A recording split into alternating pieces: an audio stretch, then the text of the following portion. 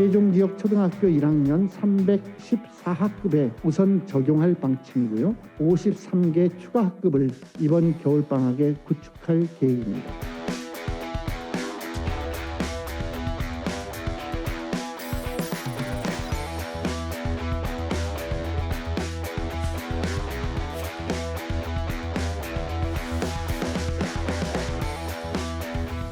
자, 이어서 초, 중등 교육 분야로 좀 넘어가 보도록 할 텐데 아마 기자들은 초, 중등, 초등학교, 중학교를 떠올리면 세종교육에서 가장 먼저 좀 떠오르는 거는 과밀학급, 과대학교. 아, 정말 기사를 많이 썼었습니다. 그래서 이런 게 가장 많이 먼저 생각나는 것 같은데 어떠세요? 맞죠? 예, 2012년 세종시 출범 당시부터 좀 어찌 보면은 이게 초점이 돼서는 안 되는데 그렇죠. 과대학교, 과밀학교 얘기들이 워낙 이슈가 됐었고 그래서 한솔동의 미르초라든가 세롬동의 세롬중 같은 경우에는 그런 과정에서 계획이 없던 학교들이 맞아요. 탄생하는 과정들이 좀 있었는데요.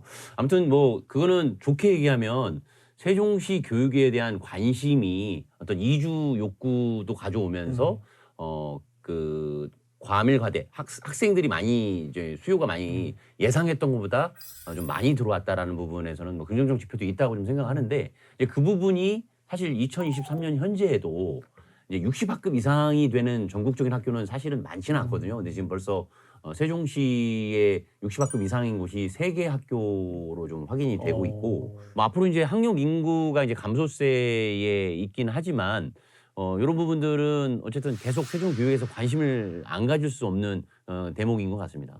일단 학생 유발률이 아마 0.17 정도로 계획을 해서 학교가 만들어졌을 거예요. 근데 아름초 같은 경우는 한 0.4명 그쪽까지 이제 올라서 그래서 한솔초, 아름초 그리고 옆에 있는 이제 미디어센터 옆에 있는 언양초도 뭐 그 의미에서 이제 과대학급으로 또 됐었고 그래서 일단은 일산 같은 경우를 한번 보면 일기신도시인 일산 같은 걸 보면 자연스러운 현상이에요. 이건 자연스러운 현상이고 일단은 저는 이제 안정기에 충분히 접어들 거라고 보고 있고요.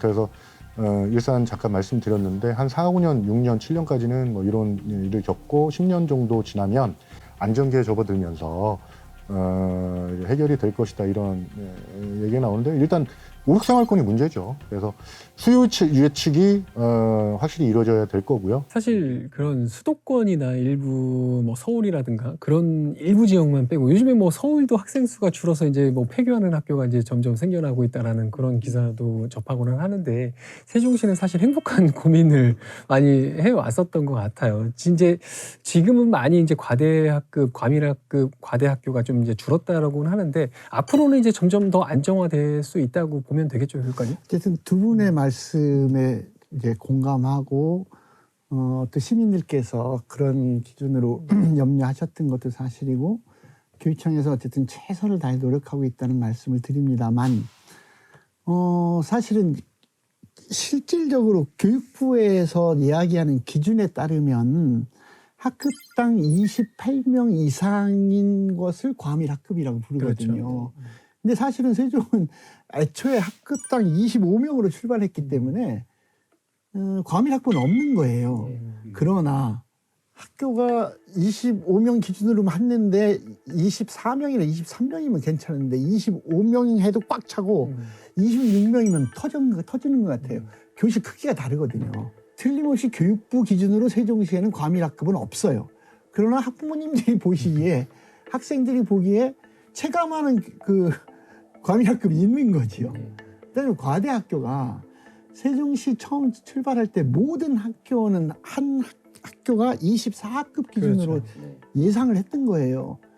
그런데 지금 48학급이 넘는 이제 우리 교육청 기준은 이제 48학급이 넘으면 과대학교다.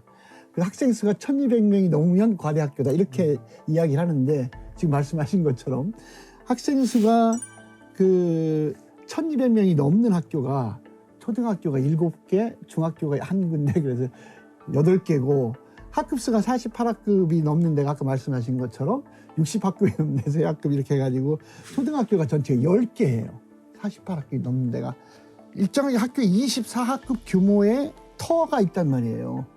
거기에 학생 수가 몰리니까 이걸 48학급으로 2배로 늘려놓으면 아이들이 함께 활동할 공간이 적은 거예요. 체육관이 작아, 급식실이 작아 이렇게 되는 거예요. 그렇죠. 이러니까 이 과대 학교에 대해서 학부모님들께서는 걱정하실 수밖에 없고, 근데 어쨌든 적어도 지금 우리가 얘기하는 과대 학교 이런 것이 초등학교는 해소가 좀 27년, 28년 될 것 같은데, 요 학생들이 이제 진학하기 때문에 중학교, 고등학교는 2030년까지도 계속해서 일정하게 유지될 수밖에 없고, 오생활권이 개발이 되게 되면 학생 수는 지속적으로 늘어날 수밖에 없는 행복한 고민이기도 하고, 정말 저희로서는 무거운 책임감을 느끼는 고민의 과제가 있는 겁니다. 사실 이런 세종시에서 최근에 아까 학급당 학생 수 말씀을 하셨는데, 세종시에서 새로 시도하고 있는 것 중에 하나가 그 1, 2학년을 대상으로, 처음에 이제 1학년을 대상으로 했다가 올해부터죠, 아마 초등학교 2학년 대상으로 해서 학급당 학생 수 20명을 맞춰가고 있거든요. 굉장히 좀 OECD 평균보다도 좀 평균이거나 낮은 뭐 그 정도의 수준으로 지금 유지를 해 나가고 있는데, 뭐 앞으로 좀 확대 계속 해 나가게 되는 건가요? 이건 어떻게 봐야 되죠? 학생들에게 미래 교육 환경을 이야기할 때 학급당 학생 수는 정말 중요하거든요.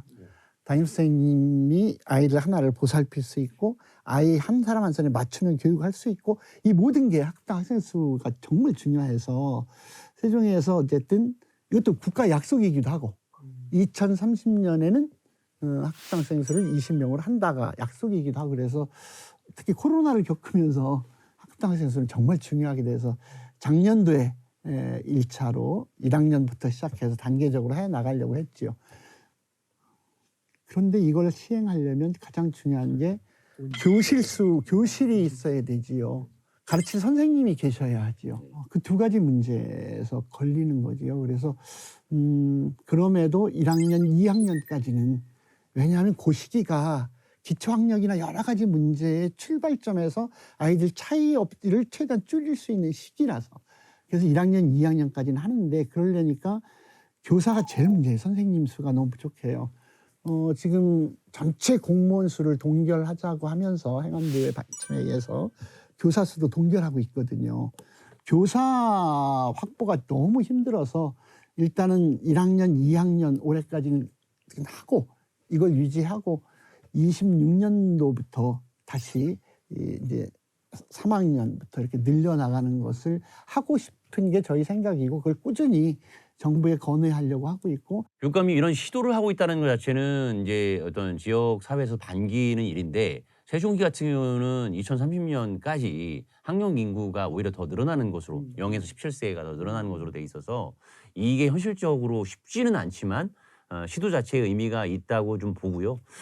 그리고 이제 여기에서 이제 아마 이제 교육감님도 많이 관심을 갖고 계시겠지만, 다른 지역에 가보면은 어떤 면 단위 지역의 학교들이 폐교가 돼가지고 막 그 동문회에서 반대하고 피켓 시위하고 많죠. 뭐 이렇게 많은데, 세종시에서는 아직까지는 그런 흐름은 나타나지 않고 있고, 지금 도농공동학구라고 해가지고 읍면 지역에 있는 학생들이 신도시가 새로운 교육들 하니까 여기로 오자라고 맹모삼천지교가 될 수 있는데, 반대로 역으로 아야 신도시도 너무 답답해, 읍면으로 가서 소수의 인원으로 자연과 들에서 교육을 받겠다라고 역선택을 하시는 분들이 늘고 있다는 것이 좀 긍정적인 부분이고, 좀 이 점이 좀 읍면으로 좀 더 많이 확산이 돼서 학부모들이 읍면으로 좀 많이 활용하는 그런 현상이 나타나면, 교육감님이 이제 머리를 싸매면서 재정 문제를 고민하지 않더라도 신도시의 학급당 학생 수가 자연 발생적으로 좀 줄 수 있는 또 하나의 어떤 매개체가 될 수 있겠다, 그런 바람을 좀 가져봅니다. 세종시 같은 경우는 뭐 사실 굉장히 현안 중에 하나가 그 읍면 지역과 신도시 지역 간의 이런 균형 발전 문제인데, 사실 교육도 마찬가지로 앞으로 뭐 신도시뿐만 아니고 읍면 지역과의 그런 조화로운 교육 발전이 좀 필요하지 않을까, 그런 생각도 가져보고, 이거 뭐 하나 또 더 짚고 넘어가야 될 것 같은 게, 사실 학부모님들, 저도 이제 학부모지만 가장 좀 부담이 되는 것이 이제 사교육비 문제거든요. 통계청 기준으로 해서 2022년 지난해죠. 뭐 기준으로 봤을 때 인구 1000명당 학원 수가 세종시가 가장 많다. 뭐 이런 지적도 있어서, 그럼 사교육비가 너무 많은 거 아닌가? 뭐 이런 좀 걱정의 시각들도 많이 있는 것 같더라고요. 실제로 근데 조사를 해보니까 실제 그렇습니까? 이게 아마 이제 교육감님도 가장 큰 고민이지 않을까 싶어요. 이제 공교육을 정상화한다라는 부분으로 이제 그동안 이끌어 오셨는데, 이제 다시 지표를 이제 자료를 보고 말씀드리면 2022년 기준으로 해서 이제 인구 1000명당 사설학원 수가 이제 광주가 2.5개소고 세종이 2.4개소로 2위를 나타냈고요. 세종시 학원 수가 계속 늘고 있고 그다음에 주된 비중이 입시와 관련된 학원들이 많이 늘고 있다라는 부분들이 이제 공교육과 이 사교육에 대한 적절한 조화라는 부분에서 잘 되고 있는 것인가에 대한 걱정의 시선이 있고요. 이게 아마 이제 교육감님도 앞으로 이제 이 현실 진단에서 이 숙제를 어떻게 해결할 것인가에 대한 나름대로 해법도 가지고 계시겠지만 지금 세종교육의 좀 중요한 과제가 아닌가 생각이 됩니다. 통계 좀 저도 말하려고 그랬는데 지금 준비 하나도 안 한 것 같잖아. 그래서 아까 준비 안 했다고 했잖아요. 아니 이건 준비했죠. 아니 여러 개 준비했죠. 자꾸만 치고 나오셔가지고. 인정. 그래서 세종시 같은 경우는 한 6월 기준, 지난 6월 기준으로 한 1000여 개 정도의 학원이 설립이 됐고, 1000개. 예, 읍지역이 60개에서 동지역이 994개가. 거의 다 사고시. 동지역에 몰려 있다. 예. 그래서 뭐 지금 매년 학원이 약 10% 정도로 증가 추세를 보이고 있습니다. 하나만 더 질문 드려도 돼요? 예. 통계에 관련해서 예. 좀 아쉬워하시니까. 아니 그 예전에는 아름동에 학원가가 많다고 들었는데 지금 동별로 학원가의 지형이 좀 바뀌고 있다고. 그렇죠. 어느 동이 제일 많습니까? 지금? 세롬동이 제일 많아요. 뭐 세롬동. 2등은? 예? 2등. 이름동은 모르겠어요. 아니 그 세롬동에서 조금씩 차이가 나는데 이 세롬동이 학원이 가장 많이 자, 생겼다. 여기서 이제 네. 바로 바닥이 드러나는 건.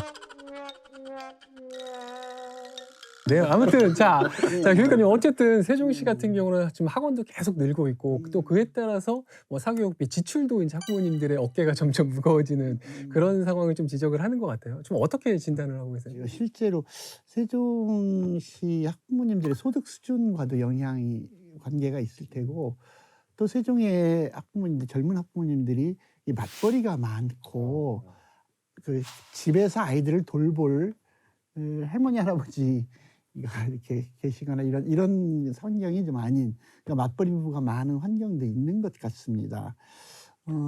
그래서 학교에서 우리 아이들을 잘 돌봐주기만 하면 돌봄 기능이 굉장히 요구가 되는 거죠. 근데 이제 학교에서는 원래 교육 기능이고 돌봄은 우리 몫이 아니다 하는 여러 가지 갈등이 있는데 이 문제를 어떻게 해소할 것인가를 지속적으로 저희들이 고민도 하고 있고 그러니까 이게 저출산 문제하고도 연동이 되는 건데 아이를 낳았을 때 이걸 나보고 책임지라 그러면 자기 실현도 해야 되고 이런 상황이 너무 힘들어. 그럼 책임을 져야 되는데 무슨 방학이 있어요, 방학. 이게 심각합니다. 그래서 저희가 어쨌든 지금 내부적으로 계속 토론하고 하고 있는 게 세종교육은 1년 내내 쉬지 않습니다. 라는 캐치프레이즈를 한번 저희가 실현해보자. 방학에도 아이들이 원하면 학교에서 활동을 할 수 있게 하고 그리고 그 다음에 이제 그 학교에서 더 배우고 싶은데 이걸 채워주지 못하는 것을 학원에서 배우는 것이 있다면 어쩔 수 없지만 상당 부분을 이걸 좀 채워보자 하는 것이 이제 캠퍼스 공동교육과정 아니겠어요? 그러니까 이제 처음에 고등학교에 시작했다 지금 중학교 2학년까지 낮췄는데 이렇게 해서 어쨌든 학원에 가지 않고도 학교에서 훨씬 양질의 교육 활동을 할 수 있다라고 하는 공교육에 대한 신뢰를 높여 나가는 것이 저희들의 과제라고 보고 두 번째는 돌봄 기능을 다양한 프로그램과 함께하는 돌봄 기능을 어떻게 확대할 것인가. 근데 이 돌봄 부분은 학교에서만이 아니라 마을과 지역이 함께하는 문제를 깊이 고민하고 있고 그래서 지금 연구 용역을 통해서 내년도쯤에는 마을 교육지원센터라는 것을 이렇게 해서 학교와 마을이 함께 돌봄 방과 후의 다양한 활동을 해서 사교육으로부터 훨씬 적은 돈으로 훨씬 안전하게 부모님들과 마을의 사랑을 받으면서 살 수 있는 것을 시와 적극 협력해서 추진해 볼 계획을 가지고 있습니다. 이 분야에서 좀 하나만 마지막으로 좀 이거는 아마 시청자분들이나 지금 학부모님들께서 고교 현안 중에 굉장히 좀 궁금해할 사항인데 하나 뭐 세종국제고등학교가 지금 현재 있잖아요. 사실 전 문재인 정부에서는 2025년까지 좀 폐교하는 수순으로 좀 가는 게 아닌가, 뭐 전환되죠. 일반고로 이제 전환되는 수순으로 가는 거 아닌가 싶었는데 또 최근 뭐 윤석열 정부하고 또 여당 쪽에선 뭐 유지하는 쪽으로 좀 가닥을 잡았다라는 이제 보도도 좀 나오고 있어서 아마 학부모님들께서 좀 헷갈려하실 수도 있겠다 싶은 생각이 드는데 앞으로 좀 방향성은 어떻게 되는지 좀 마지막으로 이 부분에 대한 거 네, 좀 그 얘기해 주시죠. 이야기가 많이 퍼져 있더라고요. 네. 세종국제고를 없앤다. 예, 전환. 그렇지 않습니다. 네. 전 절대 그렇지 않습니다. 전국적으로 음. 특목고나 자사고를 없애자는데 큰 방향에서는 우리 지역은 아무 상관이 없습니다. 그런데 서울 같은 데에서 좀 소위 우수한 학생들을 자사고 특목고로 쫙 빼고 나니까 일반고 아이들이 출발부터 이렇게 되는 현상을 일반고의 정상적인 운영을 위해서 그건 없애야 된다는데 저희도 뭐 큰 지조는 동의했는데 세종에서 국제고 문제는 그냥 들도 좋겠다고 저는 그때도 주장을 했었고요. 그래서 혹시 정부의 방침이 당시에 따라서 외고, 자사고, 국제고 없앨 때 같이 없앤다면 세종에서의 이 국제고는 지금 현재 운영하고 있는 이 특색 있는 프로그램을 그대로 살린 국제화 중점 학교로 그대로 운영할 계획을 가지고 있었고요. 저희는 설사 전국적으로 다 그 학교를 없애도 우리 지역에서는 국제고등학교는 국제화 그 중점 학교로 그 특성을 살려서 지속적으로 갈 계획이었다는 말씀 드립니다. 뭐 아무튼 지금 교육관님 말씀하신 대로 국제고등학교는 잘 유지된다고 하니까 혹시나 이제 보내고자 하셨던 학부모님들께서는 걱정 안 하셔도 될 것 같고 아무쪼록 그 공교육의 이런 정상화를 위해서 좀 교육관님께서 계속 노력해 주실 것을 당부드리면서 다음 주제로 또 넘어가 보도록 하겠습니다.